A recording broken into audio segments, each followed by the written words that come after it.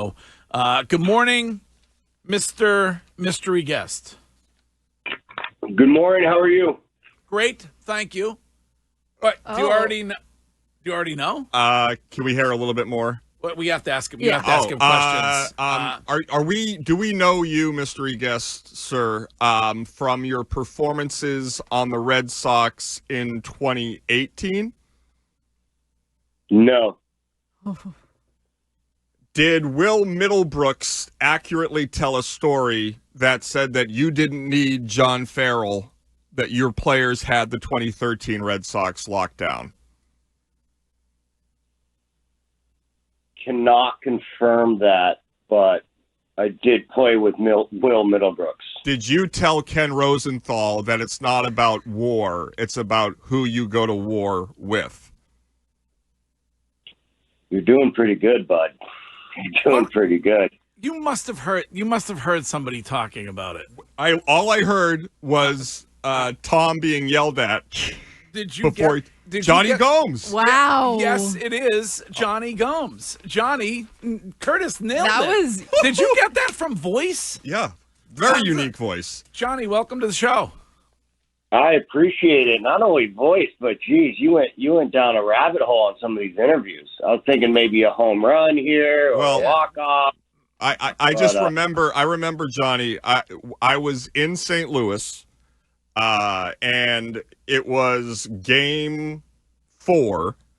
You were down 1-0. It was 1-1, and then I think in the 6th you had a 3-run homer, like one of the truly underrated, great big home runs. Because that series, you're down 2-1 entering that Game 4.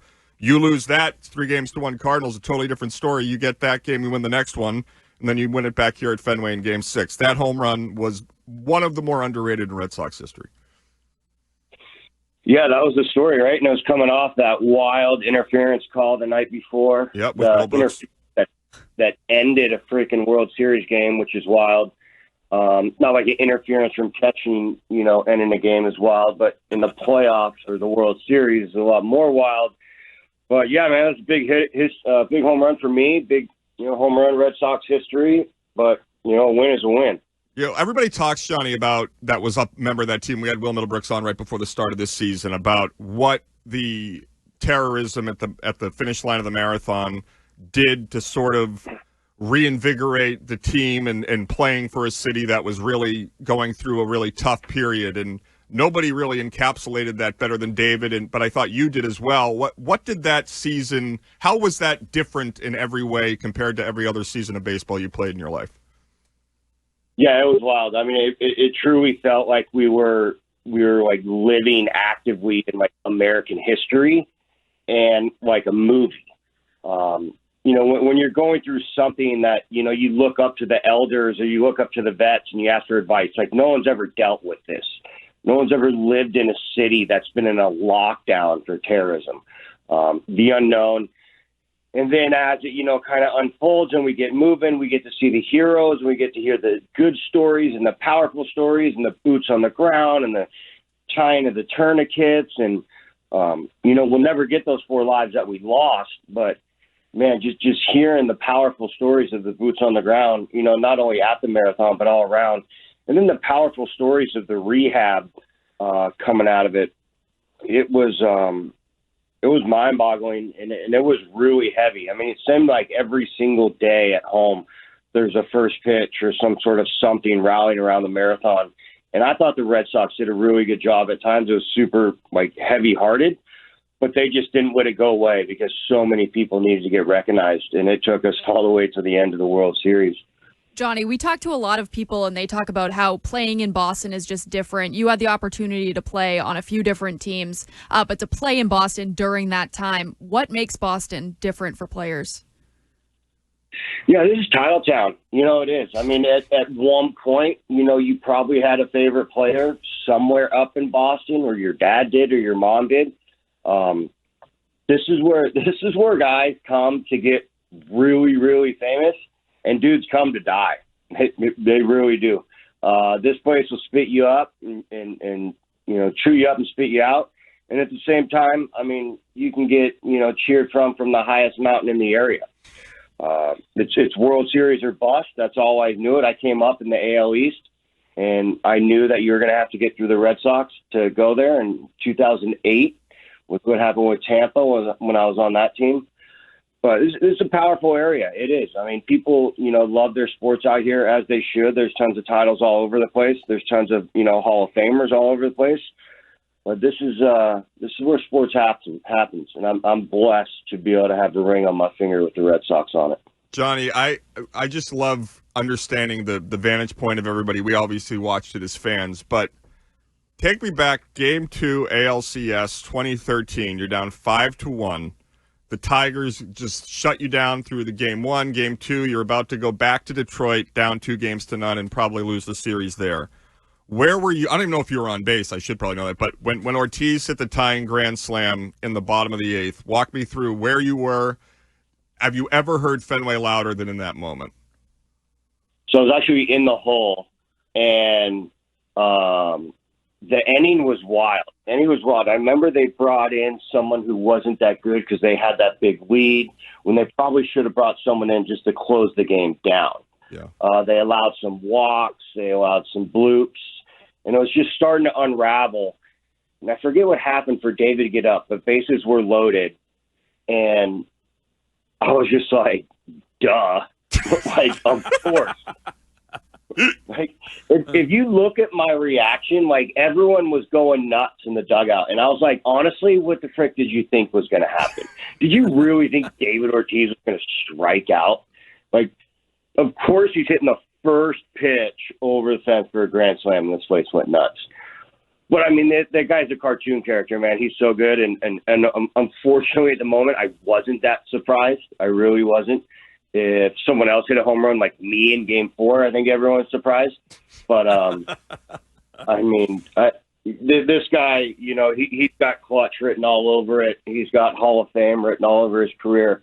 But, yeah, I was just like, of course this thing unravels with David Ortiz, bases loaded. He just needs one pitch. Did Napoli put his shirt on at any point in October? This guy doesn't need a shirt, man. I mean, he's got a great body. He's got a great personality. People forget when he got here, so he had his heart ripped out twice in Texas, right? He was an out away from being a world champ twice. So coming here to being able to finish off with a win, he deserved a little exhale, if you will. Well, it's great to have you on. It's great to hear your voice. This is currently, as they sit right now, it's a playoff team. I got to get you on record. This team go far this season? Well, I think this is a race to the trade deadline. I do. I think as it sits right now, for the first time in a long time, like the AL East is wide open. I wouldn't be surprised if Tampa squeaks back in a little bit, and you have a 4-team race. So I think it's a race to the trade deadline, because I think all 4 of these teams do need help. Now, when you need help, you go out and get someone. You don't eliminate someone. I know there's a lot of trade rumors with guys on the Sox, like leaving. Like, you don't trade dudes away and expect to be good, right? I have not seen that work. So I'll be curious to see how Brez and the crew do it. But I'm not familiar with trading dudes away on your big league team to then be successful. You bring up Breslow. We talk a lot about the analytics and where the game is at this point, relying on that stuff. Does that bother you? So here's the deal with the analytics to me. I think it's like, I always talk about the analytics is like a grocery store, right? It's just all this information just all over the place, just like grocery stores, tons of food. Now, everyone that goes into the grocery store picks different stuff, right? You're going to get the ready-made stuff. You're going to get some meat. You're going to get some keto. You're going to get some Italian, whatever. You're going to get dessert, and you go home and you eat it. Not all diets are the same, and not all diets are good for you. That's what analytics are. Everyone has the same analytics. It's just how you use them. And at the same point on that is, if analytics didn't work, they would go away. Like, baseball is a slow, kind of dumb game at times, but it's a really smart game. If something doesn't work, it'll go away. So these numbers, they don't lie.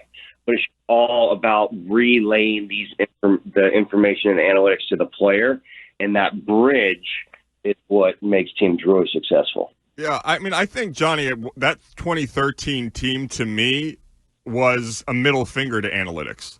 Like, I view you and the role that, like, Napoli and how Lackey overcame everything, and obviously Ortiz being the best player, and all the different guys that sort of coalesced following the destruction of April 15th. It was like, I just watch it now, and I hear Craig Breslow come on our show and say that Cora's job is to synthesize data. Like, I don't know. I don't think that that's the job of a baseball manager. Do you? Well, I mean, moving forward where we are now, you know, it is. I mean, it's some people's job to charge their Tesla. You know, that was 20 years ago. You know, it was someone's job to put the needle on the record. Right. That's me. 20 years ago. DJs. And you don't do that anymore. So the game has evolved. It really has. And it's up to the players, the coaches, and the GM to evolve with it. And how that information is brought to the players and from the GM to the manager, that's going to be 30 different ways. And I think that's what's mind-boggling from playing in different places and making the stops I have, is there is truly 30 different ways to play this game. Some orgs have it figured out in certain years, and then some they don't. And it all goes back to someone's opinion or some belief that they have in a stat, which is accurate, which works. But the most important stat, you know, believe it or not, at the end of the day, is touching the dish. Whoever touches home plate more than the other team is going to win the ball game. And how that happens is different for a lot of orgs and teams. But, yeah, analytics is a part of our game, and it's not going anywhere. Yeah. Wiggy leads the league in touching the dish. Love that. Jonny Gomes, thank you for being our our mystery guest. Good job, Greg. You made Curtis's day and Awesome. his week, and more. I wasn't a mystery for that long. No, you're not a mystery for that long. Curtis is like Rain Man. He is insane Yeah. when it comes to Red Sox. It's my only trivia. skill. Some people can drive, and like brilliant, I can notice the Red Sox player by their voice. And you saw, honestly, Yeah. you sound That's a powerful analytic that you got. So you're it is. analytically driven yourself. you sound surprisingly good for being out last night with our friend Brian Black. Like that's the amazing part of this. Yeah, you got to go see the people, right? You got to mix it up with the people. Are you here for all the games this weekend? Yeah, I'm here this weekend, and most importantly, big shout out to Run to Home Base. That's what I'll be doing. And I love charity work, and I love getting around good people and good causes, and I hate running. So this is a big pat on my back for doing this. I'm not going to lie. All right, Jonny Gomes, you're the best. And Curtis, you and Johnny will always have 2013. We will. Thank you, Johnny. Nobody can take that away from you. Amen. All right, Jonny Gomes, thank you. I got you guys. Have a good day. There you go.